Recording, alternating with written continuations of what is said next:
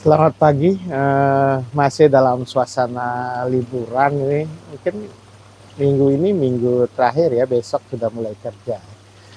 Saya ingin berbicara soal manuskrip ya, soal lontar. Setiap keluarga di Bali itu pasti memiliki warisan lontar di keluarganya masing-masing ya. Eh, Ya kita bisa coba lihat warisan lontar itu pada saat upacara Saraswati ya, secara humanis waktu itu gunung pasti lontar atau manuskrip yang dimiliki oleh keluarga itu diupacarai. Karena memang tradisi di Bali lontar atau sumber pengetahuan yang dimiliki di keluarga itu disakralkan ya melalui sebuah upacara dan satu pemujaan pada Sang Hyang Haji Saraswati. Tetapi memang tidak cukup dengan melakukan upacara ritual Saraswati sebagai tanda, sebagai pemujaan terhadap Sang Hyang Haji Saraswati, tapi kita harus berupaya untuk merawat warisan itu, merawat warisan yang dimiliki para leluhur kita di masa lalu. Caranya memang sederhana, kita membersihkan setiap 6 bulan sekali, melakukan upaya pembersihan yang benar ya, karena merawat transkrip atau manuskrip itu memang ada metodenya, caranya supaya betul-betul karena dia ditulis dalam daun lontar sehingga betul-betul awet ya, jangan sampai justru pembersihan itu salah dan kemudian merusak jamuran dan lain-lain. Itu saya kira salah satu yang bisa ditanyakan pada teman-teman penyuluh bahasa Bali di setiap kecamatan itu ada sekarang ini, kita diajak bisa melakukan. Yang kedua adalah kita lakukan adalah identifikasi atau katalogisasi lah secara sederhana isi lontar itu. Bisa mengetahui judulnya, isinya sedikit atau di depan atau di belakang biasanya ditulis di Purwaka atau di Pemabah gitu, atau dan di belakang ada di penyinapnya atau penutupnya ada satu kutipan atau siapa yang menulis lontar itu, siapa yang menyalin lontar itu pada saat kapan itu disalin atau ditulis. Itu biasanya ada satu tradisi penulisan lontar itu begitu, ada di belakangnya satu apa namanya catatan mengenai itu, dan itu saya kira berguna karena kita tahu siapa yang menyalin atau menulis tulisan di lontar, karena di dulu pada masa lalu kan tidak ada fotokopi, jadi orang menyalin satu lontar yang ada kemudian disalin ke lontar-lontar lain, sehingga kita tahu juga ada etiknya juga. Biasanya penulis itu menyembunyikan namanya dengan nama-nama samaran, tapi ada juga yang secara terang menyebutkan namanya. Tapi biasanya menyebutkan tahun atau sake berapa itu ditulis gitu. Jadi ini sudah tradisi yang sudah bagian dari etik sang kawi suara gitu ya untuk menulis.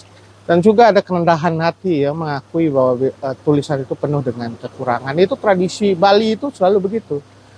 Tidak jumawa gitu ya, tidak menampilkan kesombongan, tapi berupaya untuk mengatakan tulisannya tidak suatu tulisan yang jelek atau tulisan yang penuh kekurangan sehingga diperlukan penyempurnaan. Itu luar biasa tradisi andap asor ya di dalam tradisi penulisan di Bali. Nah, setelah diketahui katalog ya, mungkin kita harus lakukan digitalisasi supaya betul-betul lontar itu bisa kita isinya itu kita bisa ketahui dalam ruang lintas ruang waktu. Suatu saat ketika dia rusak itu kita juga bisa mengetahui isinya.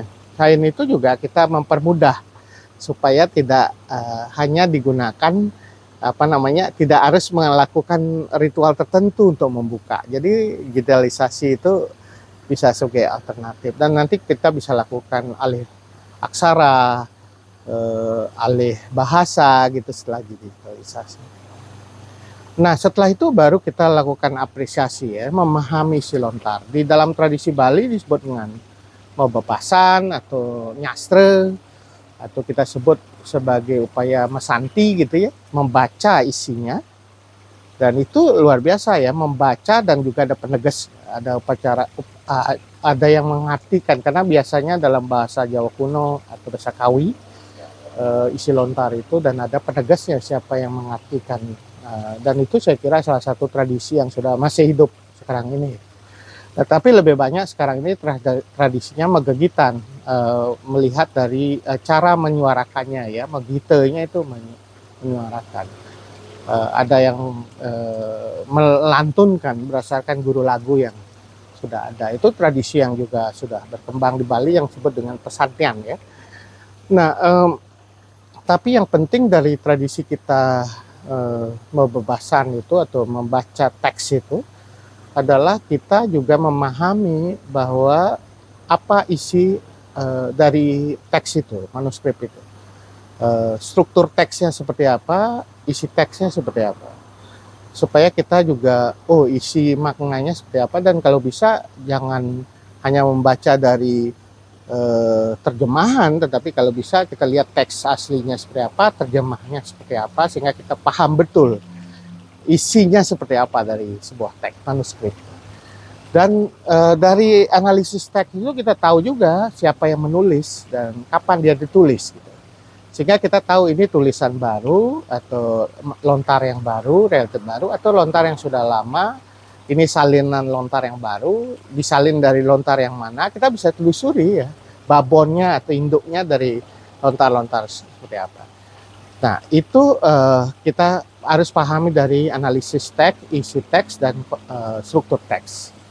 Yang kedua adalah analisis konteks ya. Konteksnya, apa isi dengan konteks saat tulisan itu dibuat. Misalnya isinya itu dibuat pada masa pemerintahan dalam Batu Renggong di Jajal. Konteksnya itu ketika beliau Ida Dalem bersama Purohitonya, Ida Betara dan yang Wirata melakukan penataan terhadap tatanan di Bali gitu. Seperti apa? Atau kita bisa tahu bahwa konteksnya di masa apa itu dibuat dan untuk menjawab persoalan apa. Dan tentu kita bisa lihat konteksnya saat ini seperti apa, kontekstualisasinya. Jadi analisis yang kedua, analisis konteks ya. Tidak hanya analisis teksnya, tetapi analisis konteksnya penting. Konteks masa lalu seperti apa, konteks hari ini seperti apa. Sehingga analisis kita lebih tajam gitu ya, dalam membaca manuskrip itu. Yang ketiga, interteks ya. Interteks itu kita bisa sandingkan dengan teks-teks yang sama atau teks yang sejaman. Itu seperti apa sih isinya? Karena ada beberapa hal yang menarik dalam manuskrip di Bali ya. Saya membaca satu tulisan di lembaga kajian lontar Universitas Udayana yang mengangkat soal Sundarigama. Sundarigama itu ternyata ada 5 varian. Kalau kita lihat sama-sama Sundarigama, tapi ada 5 variannya gitu. Variannya berbeda dan itu tergantung pada siapa yang menulis dan kapan gitu. Jadi varian yang berbeda itu akhirnya membuat tafsir terhadap Sundarigama itu bisa beragam gitu. Nah, 5 varian lontar Sundarigama. Nah, ini menarik ya. Jadi tidak kita acu pada satu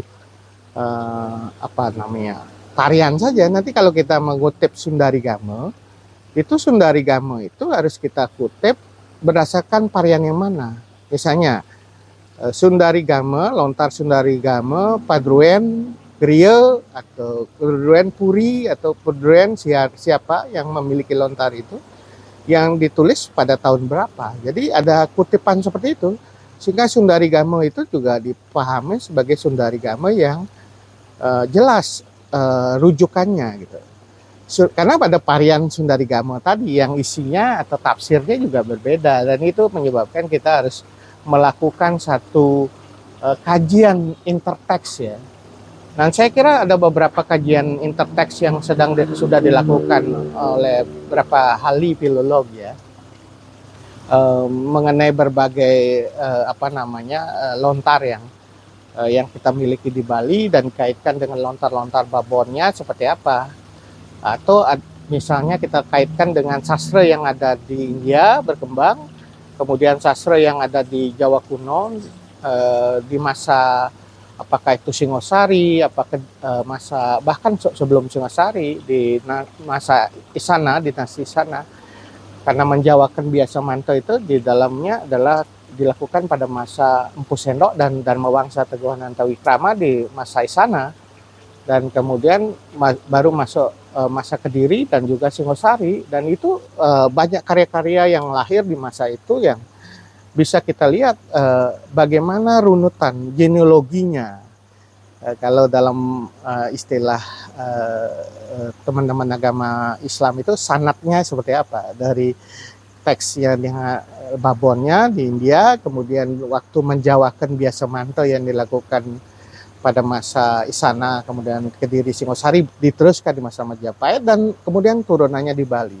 Atau di Bali bahkan justru ada teks yang lebih lama pada masa Kesari Warmadewa atau sebelumnya. Itu bisa kita lihat dari interteks itu. Runutan vertikalnya seperti apa, runutan yang sejamannya seperti apa.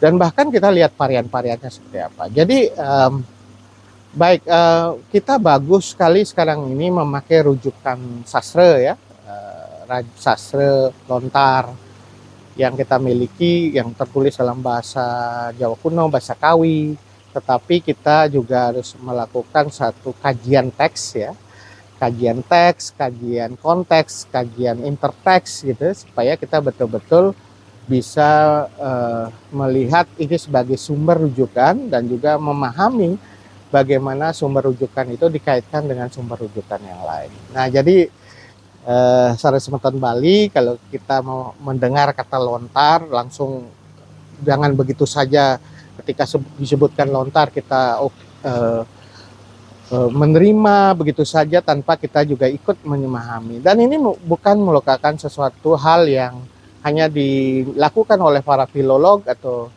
para sulingge atau para wikan atau ya, tapi kita bisa lakukan juga sebagai orang yang menerima informasi pengetahuan sebagai suatu cara yang lebih kritis dalam menerima pengetahuan, sehingga kita tidak semata-mata ketika disebutkan berdasarkan lontar Sundari Gama, Batur Kelawasan, ini begini-begini, ya, kita terima begitu saja tanpa mengecek lagi di Sundari Gama itu seperti apa, apakah ada variannya, di Batur Kelawasan betulkah menyebut seperti itu, dia ditulis pada konteks apa, kemudian interteksnya seperti apa.